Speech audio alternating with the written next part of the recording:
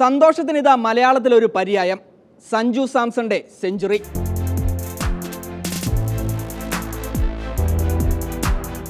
ദക്ഷിണാഫ്രിക്കയ്ക്കെതിരായ നിർണായകമായ മൂന്നാം ഏകദിനത്തിൽ സെഞ്ചുറി തികച്ച് സഞ്ജു മസിൽ പെരുപ്പിച്ചപ്പോൾ പിറന്നത് ചരിത്രം. ഞാൻ ഇപ്പോഴും പവർഫുൾ ആണെന്ന 29കാരൻ്റെ തുറന്നു പറച്ചിൽ. സഞ്ജുവിൻ്റെ ബാറ്റിൽ നിന്ന് പിറന്ന ഈ സെഞ്ചുറി ഒരു കണക്ക് മാത്രമല്ല, കണക്ക് തീർക്കൽ കൂടിയാണ്.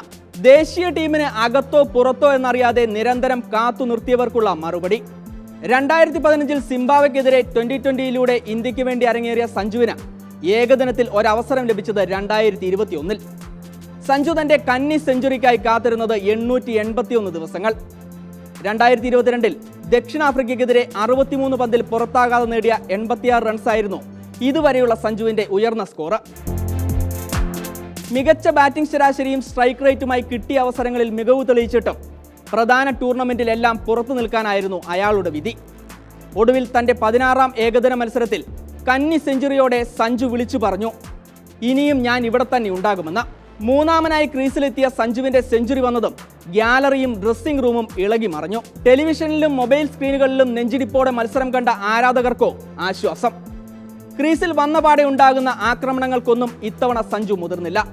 ക്ഷമയോടെ നിലയുറപ്പിച്ച ശേഷം മികച്ച രീതിയിൽ കെട്ടിപ്പടുത്ത ഇന്നിംഗ്സ്. ദക്ഷിണാഫ്രിക്കൻ മണ്ണിൽ 3ാം നമ്പറിൽ സെഞ്ചുറി നേടുന്ന മൂന്നാമത്തെ ഇന്ത്യൻ ബാറ്റർ.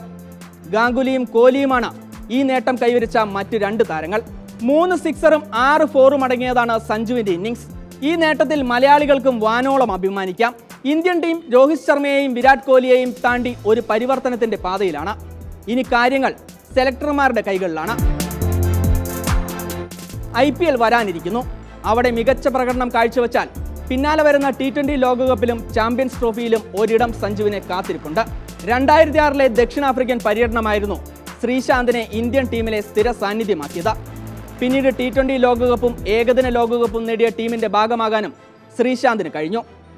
ഈ ദക്ഷിണാഫ്രിക്കൻ പരമ്പര സഞ്ജുവിനെ ഇന്ത്യൻ ടീമിന്റെ സ്ഥിര സാന്നിധ്യമാക്കട്ടെ.